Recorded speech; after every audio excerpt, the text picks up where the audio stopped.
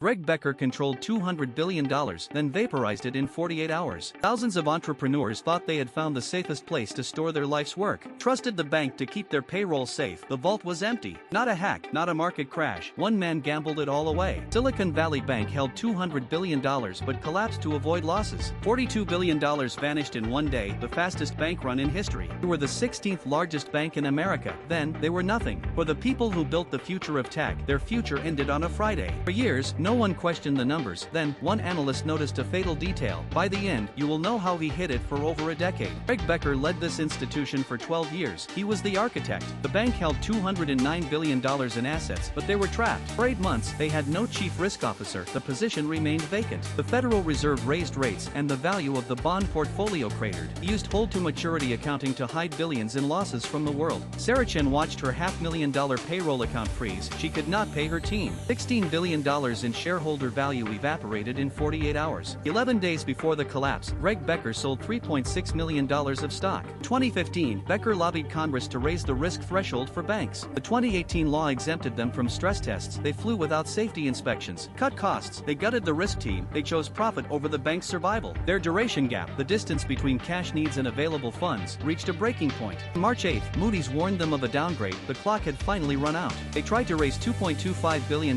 It triggered a total panic. Peter Thiel's firm told every company they owned to pull their money out. Their client base was too concentrated. Every customer was in the same tech bubble. Within 12 hours, their liquidity was gone, leaving the depositors exposed. Thousands of small businesses could not make payroll. Their money was trapped. Coffee shops in Palo Alto could not access their cash. Their life's work was frozen. Mark Davis had all his clinical trial funding in the bank. His research stalled. Paychecks did not clear. Rent did not get paid. The ripple effect hit every home. The panic spread. The entire regional banking sector began to shake. Collapse highlighted the danger of uninsured deposits. The chief executive was already protected. They invested $91 billion into long-term mortgage securities. It was a bet against reality. Hours before the government seized the bank, they paid out massive bonuses to themselves. They spent millions on marketing while ignoring the reality of interest rate risk. Their own reports flagged the risk in 2022. They read it and did nothing. The collapse froze venture capital deal-making. New ideas stopped before they could begin. Becker sold $3.6 million in stock while the bank burned. Government stepped in. They invoked a systemic risk exception to save the depositors. The Federal Reserve created a massive funding program to prevent a global financial contagion. Collapse forced the Federal Reserve to pause interest rate hikes. The market was broken. Losses were predictable based on standard models. They knew the math but ignored it. By March 2023, the bank's assets were picked apart and sold to others. Blamed social media panic. He refused to admit he gambled with everyone's money. On that Friday, the second largest bank failure in American history was officially recorded. Becker resigned from the board, but the damage to small businesses was permanent. The final cost to cover the uninsured depositors was over $16 billion. Regulatory oversight was tightened for every regional bank by the end of 2023. The bank's reliance on a concentrated tech client base made it vulnerable to a run. The speed of the digital run was fueled by apps. Money moved in seconds. Thousands of jobs vanished as tech companies could not meet their payrolls. The collapse triggered a global reassessment of how stable regional banks actually are. $32 billion